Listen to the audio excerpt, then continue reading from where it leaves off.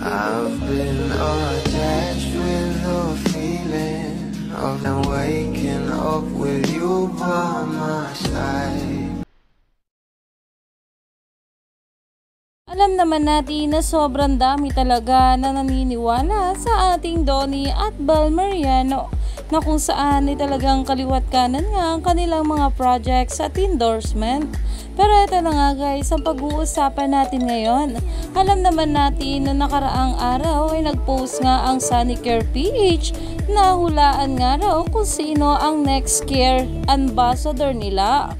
At talaga namang ang hula nga ng mga bula ay ito nga ang ating Bel Mariano. Dahil leeg pa nga lang daw nito at kamay ay talagang bel na. At tama nga guys ang hula ng maraming baglies dahil ito nga ang ating Bel Mariano.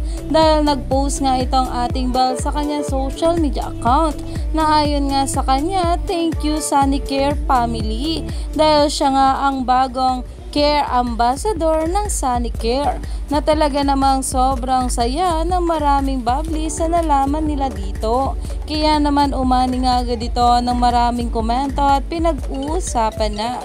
Marami pa talaga tayong dapat abangan sa ating Donnie at Bel, kaya naman stay tuned lang tayo for more update.